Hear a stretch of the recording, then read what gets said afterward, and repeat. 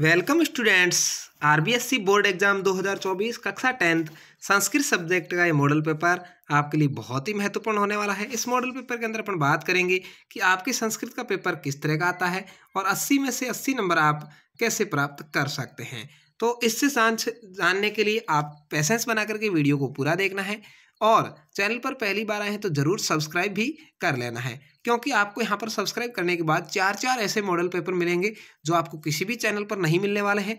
भले ही आप ऑनलाइन पे कितना ही सर्च कर लें, और आपको जो मॉडल पेपर मिलेंगे उसमें से एग्जाम के अंदर आपके 100% पेपर उसी में से छपने वाला है, क्योंकि वो बहुत ही मोस्ट पेपर है और बिल्कुल उसको पेपर बनाने वाली जो आपका माध्यमिक शिक्षा बोर्ड है उसी ने तैयार किया है, लेकिन वो बिल्कुल वायरल नहीं है।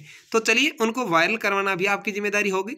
चलिए यहाँ पर आपको बताते हैं। सबसे पहले खंड अ आता है। संस्कृत के अंदर आपको क्या समस्या रहती है कि संस्कृत के जो पेपर है वो हर कोई आपको अच्छे से समझा नहीं सकता, क्योंकि संस्कृत भाषा को थोड़ा पढ़ने के लिए, अच्छे से समझने के लिए बहुत ही एक्सपीरियंस की जरूरत होती है। तो चलिए शुरू करते हैं। विचित्र साक्षी इति पाठ केन विरचित, यानी विचित्र साक्षी पाठ को किसने रचा है, किसने लिखा है? ओम प्रकाश ठाकुरेण, ओम प्रकाश ठाकुर द्वारा, सुश्रुतेन, सुश्रुत द्वारा, हरिदत्त शर्माणा, हरिदत्त शर्मा द्वारा, या कालिदासेन या कालिदास द्वारा। तो आपका सही जवाब होगा ओम प्रकाश ठाकुरेण। ये ओम प्रकाश ठाकुर द्वारा लिखा गया है और आपको यहाँ पर सही जवाब करना है।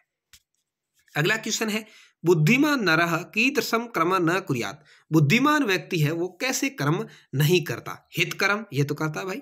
सुखदम, सुख वाले काम भी करता है। अहितम या मधुरम, अहितकारी काम नहीं करता है। स आपका यहाँ पर पढ़ते ही आपको समझ में आ जाएगा कि अहित वाले काम है वो बुद्धिमान मनुष्य नहीं करता। तो स यहाँ पर आपका सही जवाब है। अगला है, गुर्जर राज्य कदा भूकंप विभीषिका समुत्पन्नः। गुर्जर राज्य में कब भूकंप आ गया? 2000 ईस्वी, 2001, 2005 या 2010।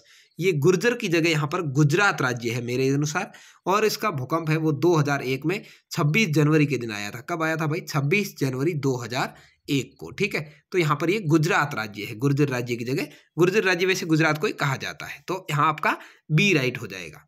अगला है, सरस शोभा केन भवति। सरस की शोभा कब होती है? बकेन, गजेन, मकरेन या राजहंसेन। तो यहाँ पर राजहंसेन है। सरस की शोभा कब होती है? जब वो राजहंस बन जाता है। अत्र जीवितम कीदृशं जातम।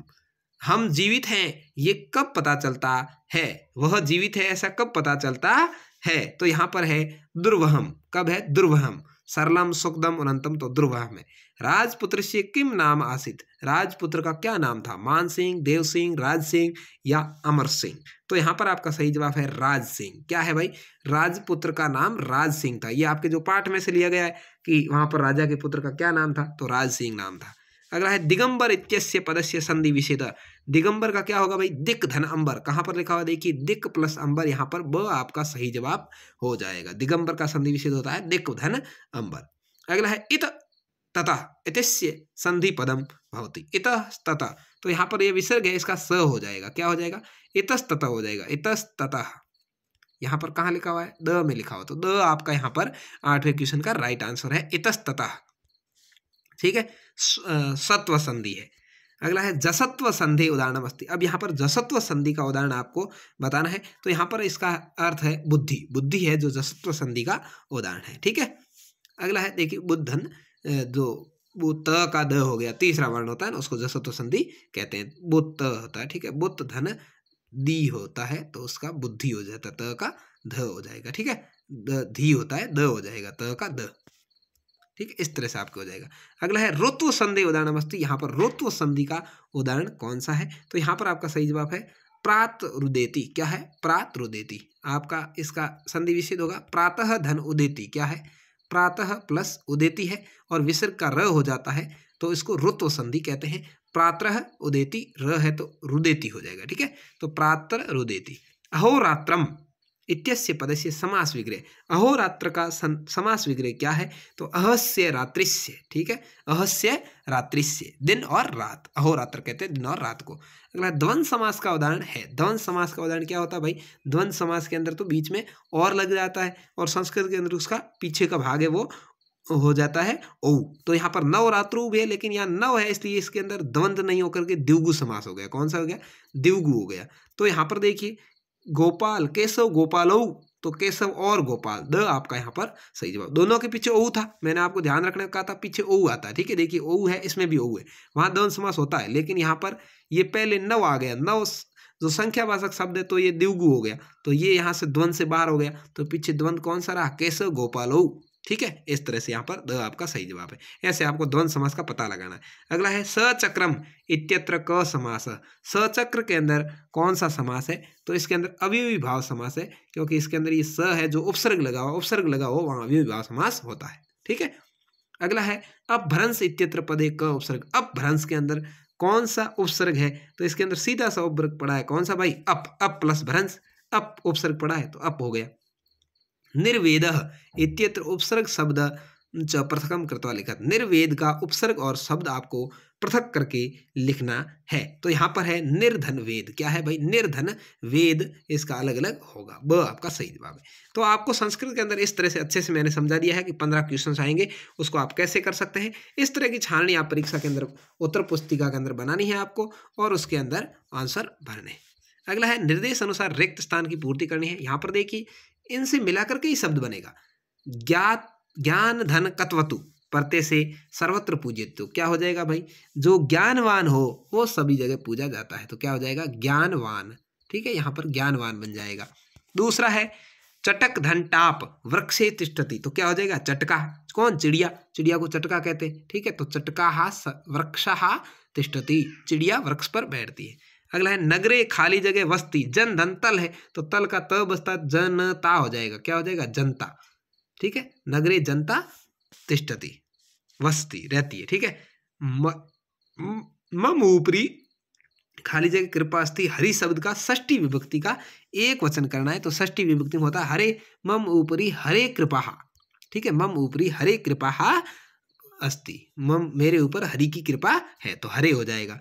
सुरेशस्य खाली जगह विश्वास अस्ति, अस्मत् शब्द का सप्तमी विभक्ति का एक वचन है, तो इसका होगा मई। सुरेशस्य मई विश्वास अस्ति, सुरेश का मुझ पर विश्वास है, मई आ जाएगा यहाँ पर।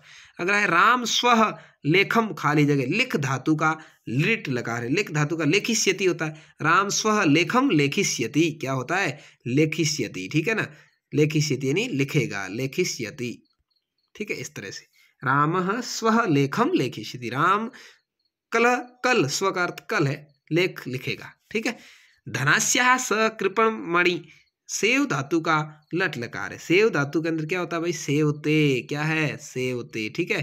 तो यहाँ पर आपके आ जाएगा धनास्य सकृपण कृपणम अपि सेवते, इस तरह से यहाँ पर आपका ये दूसरा क्वेश्चन हो जाएगा। उसके बाद में यहाँ पर आपके ये आएगा गद्यांश, इसको आपको ध्यानपूर्वक पढ़ करके इसके अंदर शब्दों के उत्तर देने हैं। देखिए यहाँ पर पहला है ज्ञानार्थक विद धातु क शब्द सिद्ध्यति, तो इसका उत्तर हो जाएगा आपके विद्या शब्द। सर्व धन प्रदानम किम अस्ति, तो विद्या धनम, सभी धनों प्रदान क्या है, विद्या धन है। व्यय करते अपि का वर्धते, व्यय करने पर भी कौन बढ़ता है, तो विद्या। विद्या वस्तुतः का एव विद्यते, तो कल्पलता एव, विद्या है वो कल्पलता के समान है। इस तरह से आपको इन सभी के आंसर मैंने बता दिए, वो देने हैं। अगला है पूर्ण वाक्य में उत्तर देना है, कीदर्शी ज्ञानम विद्येति कथ्यते, तो इनका आप पूर्ण वाक्य के अंदर आराम से इसमें से छांट करके आंसर दे सकते हैं, ठीक है ना। ये तीनों ही इस पैराग्राफ में से आप लिख लीजिए। अस्य गद्यांश समुचित शीर्षक, इसका गद्यांश का शीर्षक क्या होगा, सीधा सा बात है कि इसका शीर्षक क्या होगा भाई, विद्याधन, क्या है, विद्याधन का महत्व, विद्याधनम महत्वम, इस तरह से आपको इसका शीर्षक लिख देना है कि विद्याधन का महत्व। अगला है भाषिक कार्य करना है, प्राप्नोति इति प्रदत्त विकल्प एक भी गद्यांश से कर्तृपद क्या है, प्राप्नोति का कर्तृपद क्या होगा, तो इस तरह से आप लिख सकते हैं। प्राप्नोति का कर्तृपद होगा मनुष्य, क्या होगा भाई, मनुष्य, ठीक है। इसका कर्ता है वो मनुष्य है। अगला है विद्याविहीन इति विशेषण से विशेषण पदम किम, विद्याविहीन कौन होता है भाई, मानव, विद्या तो केवल मानव ही ग्रह कर सकता है, तो मानव हो गया विद्याविहीन, विशेष ये इसका पद हो गया मानव। खाली जगह तस्य रक्षाम करोति, तस्य सर्वनाम पदे संज्ञा पदम, इस तस्य की जगह क्या आएगा, तो मनुष्य, क्या आ जाएगा, मनुष्य आ जाएगा, मनुष्य तस्य रक्षाम करोति। पुण्य इत्यस्य गद्यांशात विलोम पदम चित्वा लिखत, पुण्य का विलोम शब्द लिखना है तो अपुण्य हो जाएगा, क्या हो जाएगा, अपुण्य, ठीक है। तो इस तरह से आपको ये भरना है। उसके बाद में यहाँ पर आप क्वेश्चन आपके आता है अधोलिखित संख्यावाची शब्दों को संस्कृत में लिखना है। 165 है, ये क्या है 165, इसको लिखते हैं पंचषष्ट्यधिक शतकम। क्या है पंचषष्ट्यधि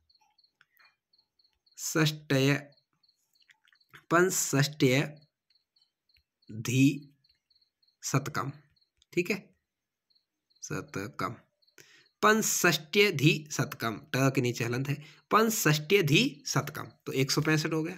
अगला है 585, क्या है 585 है 5, तो पंचाशीत्याधि पंचशतकम है, ठीक है पंचाशीत्याधिक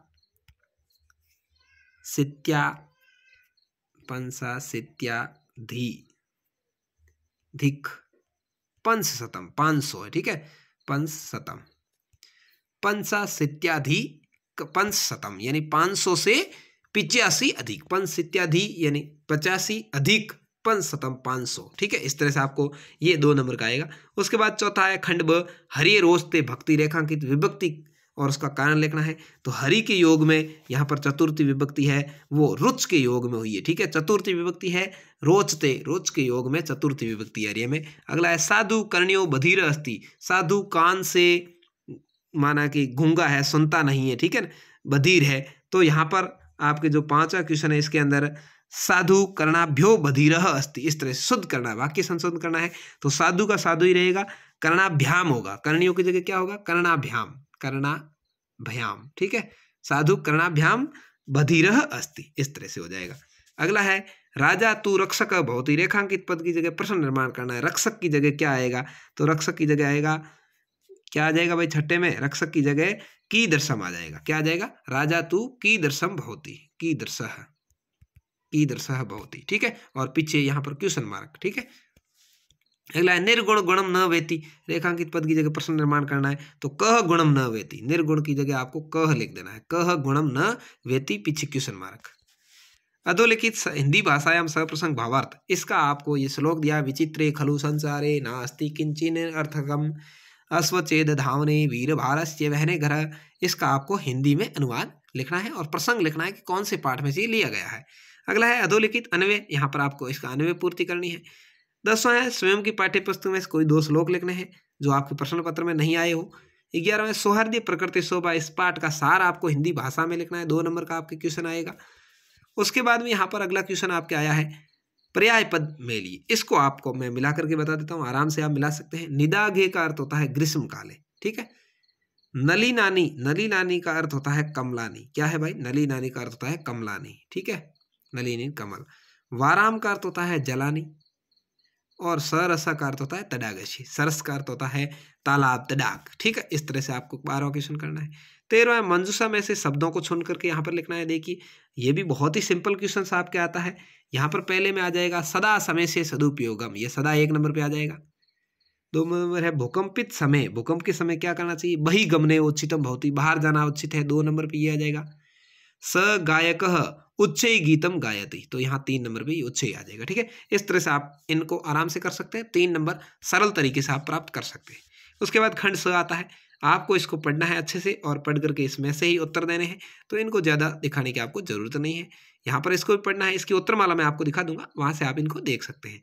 दोनों में से कोई एक करना है आपको, अथवा में से।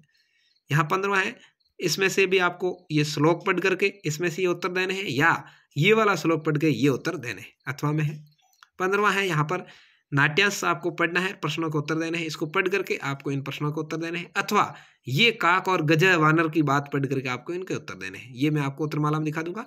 अब है अधोलिखित वाक्य नाम कर्म रहितम, इनको आपको क्रम से करना है, ये आप आराम से कर सकते हैं। सबसे पहले है सरंगाल वनात नगरम आगत, एक सरंगाल था वो वन से नगर में आ गए, 1 नंबर पे आ जाएगा।